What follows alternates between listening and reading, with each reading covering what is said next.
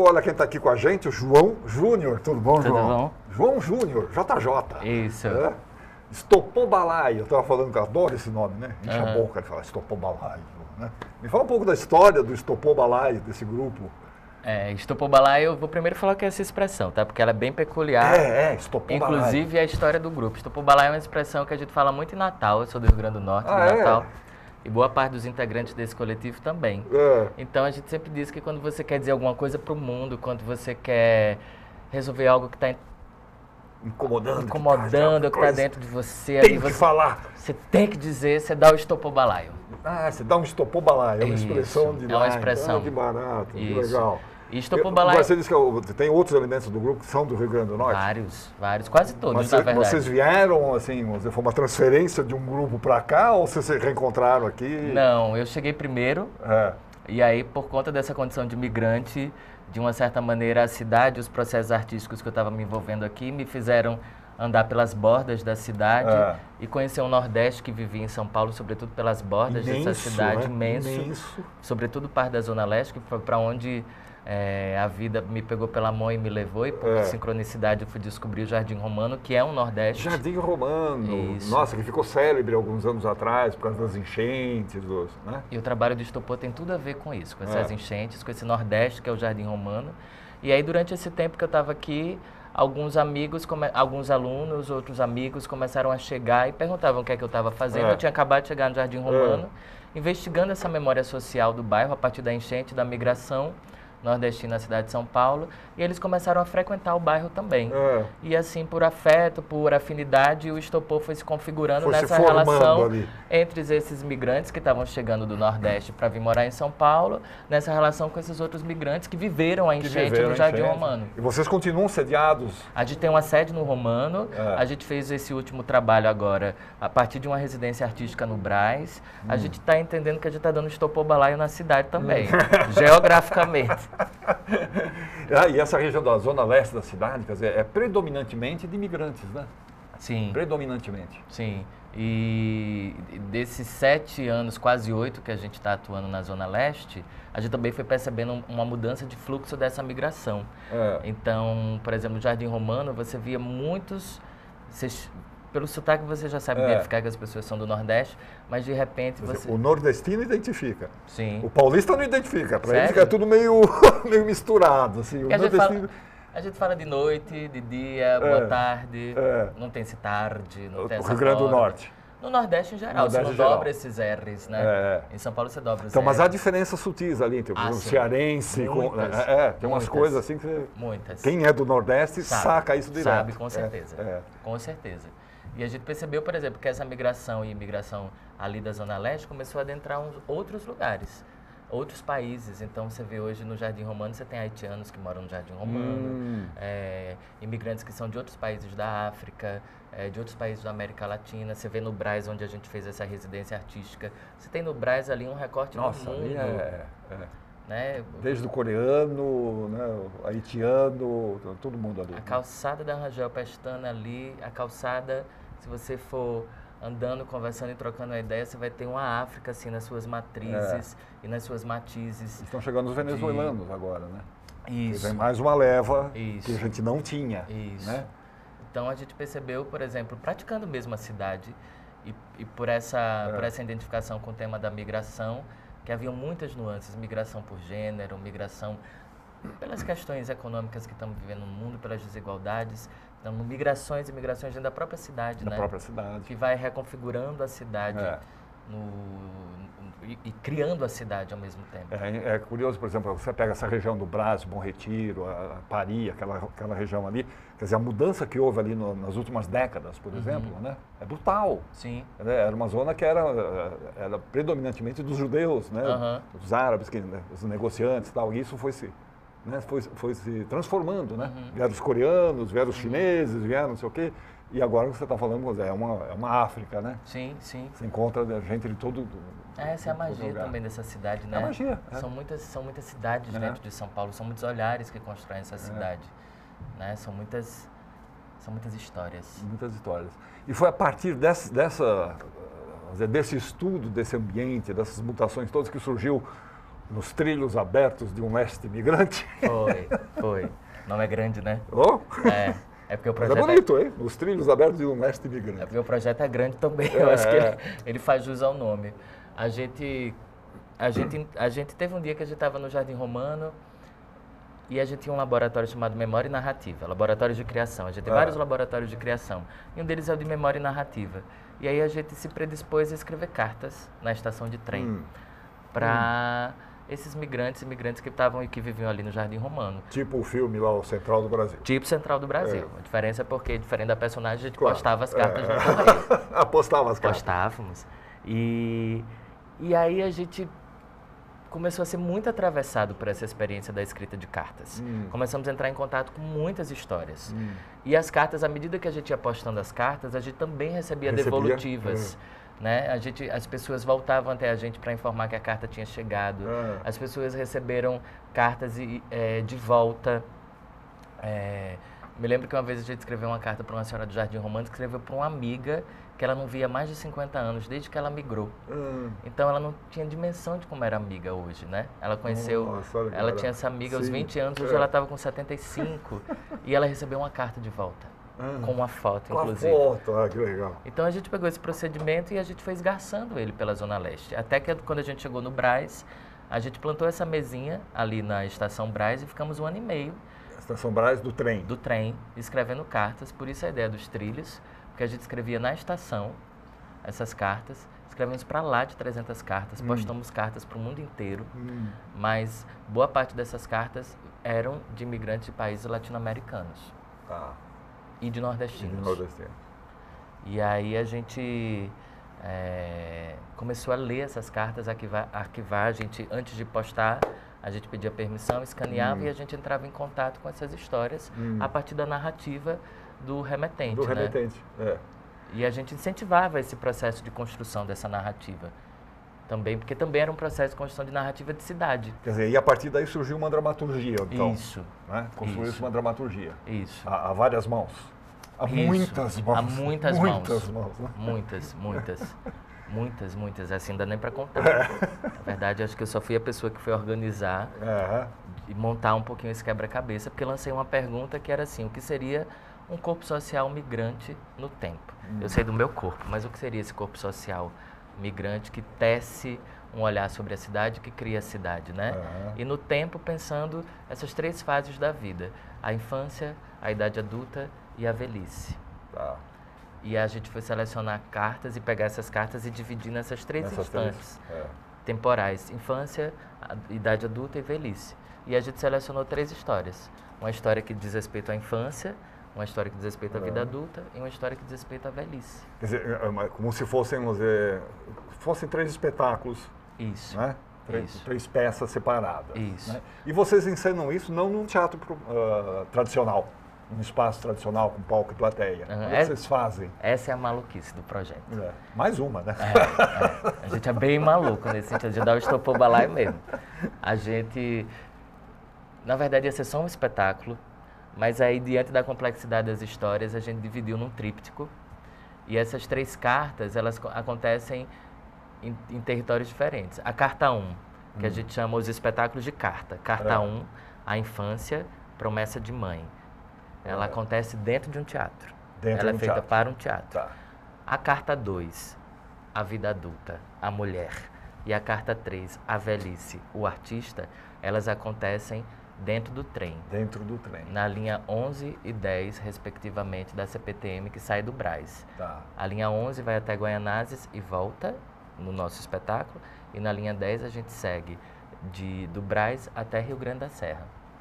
Agora, me diga uma coisa, dentro do trem, dentro de um vagão do trem, vocês transitam pelo trem? Como é que rola isso? Como é que a gente começa na estação? A gente começa na estação. Começa na estação. Recebendo o público. Porque a gente faz um procedimento, uma espécie de um audio tour, uma viagem guiada. Eu gosto sempre de pensar que os atores são guias. São guias. De uma viagem que acontece na cidade, mas também que acontece dentro do imaginário do espectador. Então, você reserva por e-mail o seu lugar, porque a gente distribui fones de ouvido com aparelhos de MP3. E a dramaturgia está plantada, acontece... acompanhando aqui. E aqui é a cortina do espetáculo. Eu sempre gosto de pensar que a pestana é a cortina que se abre para que você mergulhe.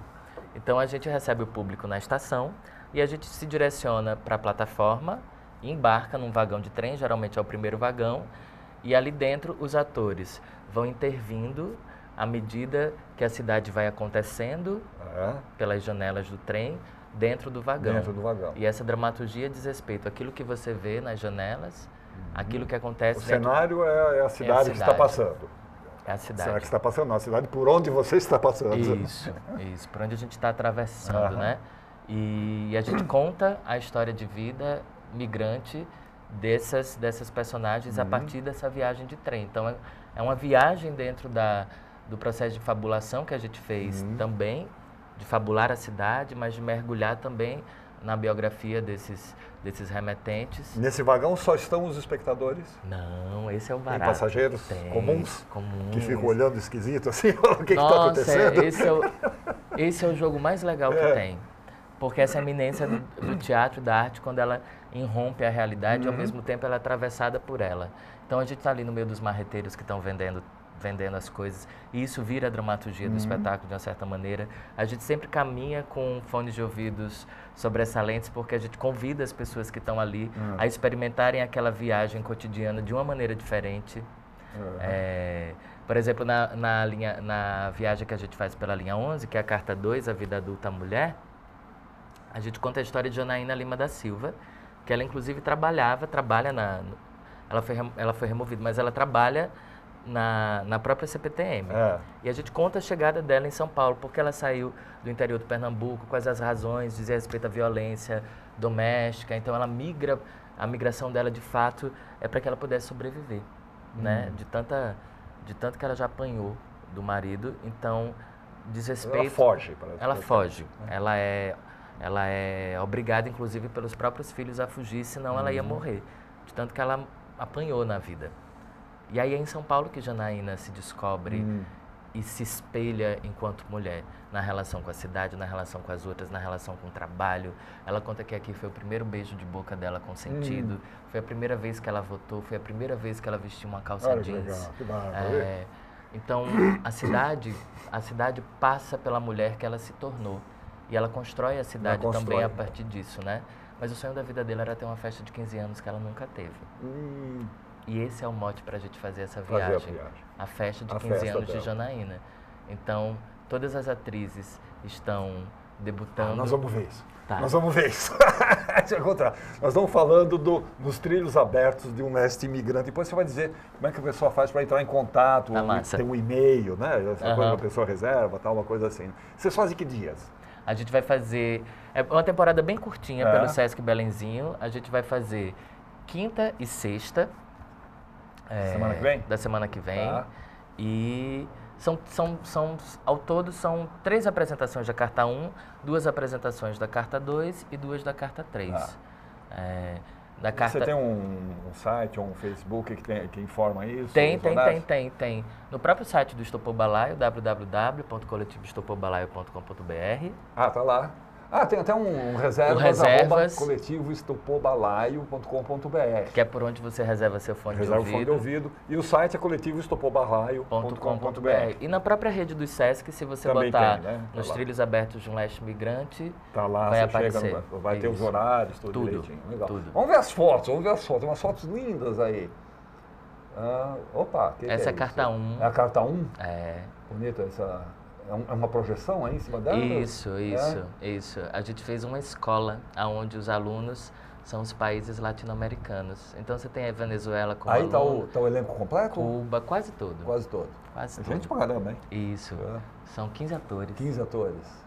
Essa é Marta Zelaya, é uma das personagens da Carta 1. É a história de vida dela que a gente está contando junto com o filho. E aí é uma atriz que a gente brinca um pouco numa cena de circo-teatro que faz a Marta. E em cima tem uma foto da Marta com a mãe e o pai na Bolívia, em Tarija. Na Bolívia? Marta boliviana. Que legal. Que temos aí? Isso é o México contando a história da América Latina. Como é que a América Latina... tem alguém essa ali ficção, dentro da cruz. O México. Hã? O México. Dentro da cruz? É o México? É o México cantando a América Latina. Cada personagem dessa representa um país. Cada um deles representa um país. E aquele fundo lá, peraí, volta naquela foto, volta lá. Gostei daquele fundo lá, é uma projeção, de imagens, né, do artesanato asteca. Remete ao Azteca, né? Isso, exatamente. Isso. A roda do sol, dos astecas, aquelas coisas. Isso, é uma cena que eu sou bem apaixonado por essa cena. Bonita a beça. Acho que ela toca no lugar das vísceras da gente enquanto latino-americano. Agora sim, vamos embora. Próximo. Ah, tá aí a festa dos 15 anos da Janaína, é essa? Isso. Meus 15 anos, tá lá. As atrizes todas. Isso acontece dentro da estação. Dentro da estação? Vocês armam essa festinha dentro da estação? No convite, quando você manda o e-mail reservando, você recebe um convite para ir para a festa de Janaína. Você lembra dessas festas americanas que tinha na década de 80, que você levava em Natal, a gente fazia assim, levava uma torta salgada, cada um leva uma coisinha, ou refrigerante, tal, não sei o quê. Uma Coca-Cola. E dançavam as músicas românticas e tal. O mote é meio esse, e aí a gente convoca o público a levar um prato. Aquelas coisas que estão ali na mesa, são coisas que o público leva. Tem até um bolo ali, hein? Então, a história do bolo, isso, mas a gente vai buscar o bolo de Janaína em Guaianazes. Ah, vai buscar o bolo. Esse é o mote. A gente pega o trem para ir buscar o bolo de 15 anos. Em Guaianazes para trazer. E quando a gente traz o bolo de volta, de fato, quem está aí esperando para cantar os parabéns é a própria Janaína. A própria Janaína. Vestida de 15 anos. Vestida de 15 anos. Isso. Que lindo, cara, que lindo. Vamos mais. Ó, esse é o bolo. Olha o bolo. Olha a turma em volta olhando o bolo. Opa. Isso é lá em Goianazes, já na estação. É um bolo mesmo. É um bolo de verdade. É uma festa. Não é cênico. Não. Todo mundo come, partilha. Não. Come, de doce de leite ainda mais. De doce de leite. Olha só, que barato. É na estação Brás. Essa daí já é na estação Guaianazes. Guaianazes. A gente chegou em Guaianazes e a gente está voltando para o Brás. Está voltando com o bolo. Isso. Legal. Vamos mais, vamos embora. Essa é a Janaína. Olha a Janaína, que bacana. Participando da festa dos 15 anos dela. Todo mundo cantando parabéns. Como é que foi a reação dela quando esse negócio ficou pronto e ela viu isso? Ela não acreditava muito não, acho que ela não levou muito a sério. Não levou muito a sério. Mas isso eu acho que é o grande barato do teatro que a gente faz. Que é... Bicho, a poesia é uma coisa que está aí na vida que é nossa. É minha, está em mim, está em você, está em Janaína. Janaína é uma poeta. Então, quando você começa a plantar e arar esse terreno que está ali na cidade, do trabalhador brota comum, e que é possível fazer teatro nesses lugares, a poesia acontece por todos os lados, por todos os poros. Ela aparece da forma mais inusitada. Aí são as cartas, né? Essa é a carta 3. Escrevemos cartas, tiramos uma foto sua e enviamos para qualquer lugar. Mande notícias para aqueles que você deixou quando veio para São Paulo. Essa é uma cena da carta 3, a velhice. É uma pessoa que escreve a carta? Artista. São várias? São várias. São várias. São várias. E como é que é? Mas como é que é isso? A pessoa chega e fala, eu quero. Isso. É isso. A gente coloca esse informe. Tem umas mesas espalhadas com uma garrafa de café. A gente responde muito, a gente dá muita informação para onde é que sai, para onde é que vai, porque as pessoas acham que a gente trabalha A gente dá muita informação de tudo, onde é o banheiro, onde é que sai para a estação. Às vezes tem gente que senta só para tomar um café e tá tudo certo, é isso mesmo. Às vezes tem gente que chega para contar uma história, trocar uma ideia e não escreve carta. A gente já viveu de tudo nesse processo. Mas é assim, você já tem a mesinha lá, as pessoas, eu quero. Isso. Aí senta e tá bom. Começa a falar e a gente começa a paquerar também, a pessoa tá ali olhando, fica com vergonha. Olha, tudo com as malas. O que temos nessas malas? Ixi. Várias coisas. Aí tem um pouquinho da memória de cada ator. E nessa relação também das memórias individuais dos atores com a história de vida de Seu Vital, que é o personagem central dessa carta 3, a velhice. Seu Vital. Seu Vital é um senhor de 75 anos, que se tornou integrante do Estopor Balaio, que trabalhou como petalúrgico a vida toda, alimentando o desejo de ser artista. E aos 70, ele vai se alfabetizar, né? Porque ele queria aprender a tocar a sanfona dele através de partitura. E Seu Vital caminha com a sanfona dele para cima e para baixo dessa cidade com a gente. Que bárbaro. E agora ele está podendo viver. a vida dele dizer, como acabou artista. se integrando ao grupo, Sim. toca a sua sanfona. Sim. Bárbaro. Olha que bonito. Aí a gente dentro da Estação do Brás. Dentro da Estação do Brás. A Estação do Brás, nós estamos falando da Estação Roosevelt, ali, na Lago da Concórdia, ou não? Isso. Lago da Concórdia? Isso. Aquela que tem antigamente tinha uma porteira. Isso. Ali. Eu morei ali perto. Sério? Perto da porteira do Brás. Aí já em Rio Grande da Serra, uma das primeiras estações de trem de São Paulo.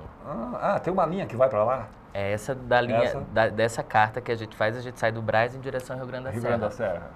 Isso é um percurso de quanto tempo, mais ou menos? 1 hora. 1 hora. A ida.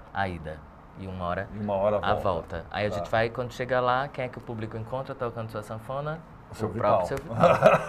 Que bonito. E aquilo ali é um mapa da América Latina? É um mapa da América Latina. Como no memorial ali na América Latina? Isso, sangrando pelas nossas mãos. Sangrando pelas nossas mãos. Maravilha. Não é de hoje, né? Isso. Não é de hoje, Que mais? O seu Vital. Seu Vital. 75 anos ele tem? Caramba, ele é da onde? Ele é de Mariana, Minas Gerais. Minas Gerais? Olha. Todos de branco, né? Isso. O seu Vital gosta muito ele gosta de branco. Ele gosta de branco? Tá. Inclusive ele está de branco, né? Que mais? Ali somos nós. Então, são poucas apresentações. Agora são poucas. Você pretende depois replicar isso? A gente fez uma temporada mais extensa no final do ano passado, que foi de outubro até dezembro. Aí fizemos 10 apresentações de cada uma dessas cartas. Aí agora a gente vai fazer... Nesse mesmo esquema, né? Nos trens, tudo. Isso. E eram todas ao mesmo tempo. Um dia era uma carta, outro dia era outra, outro dia era outra. Tá. E aí agora a gente vai fazer essa pequena residência artística que a gente está fazendo no Sesc Belenzinho durante esse mês inteiro de abril. Eu ainda conduzo um processo de criação lá através de uma oficina chamada A Praça, que vai trabalhar com as memórias individuais dos participantes e ocupar uma praça, um espaço arquitetônico do Sesc com essas memórias. Tá. 1 minuto, né? Então, o programa está acabando. Então vamos mostrar aqui de novo isso. Reservas @coletivostopobalaio.com.br. Entra lá e faz a reserva para o dia e para a carta que você quer, né? Isso. Eu quero a carta 1, dia tal, não sei o que, tá. Perfeito. É gratuito? Gratuito, tudo gratuito. Não paga nem o bolo, nem a fatia de bolo? Não, você só vai pagar o ingresso, a passagem para entrar no trem, A passagem para entrar no trem, normal. Isso a gente não conseguiu com as instituições. Isso é Pô, mas também é R$2. Quanto que é? 4? 4,20. 4,20. Hoje aumentou pra caramba, 4,20. É 4,20, não é? Ele paga trem, é 4,20. 4,20. Caramba. Não é tão pouco, não. Não é tão pouco, não. Pensei que fosse mais barato. Legal. Pô, parabéns pelo trabalho. Lindo, hein? Obrigado. Deve ter te dado uma satisfação muito grande de ver isso realizado. Muito. Né? Eu imagino essas pessoas, a Janaína, o seu Vital, né? E a gente, ver isso se concretizando. E a gente quer mais é que a cidade entre em contato com isso. Entre em contato consigo própria. Né? A cidade precisa se ver. É só se vendo que a gente consegue se construir com mais consciência e com mais propriedade. Com cidadania, né? Né? João, obrigado, um prazer, cara. Tudo de bom para você. Obrigadão. Tá?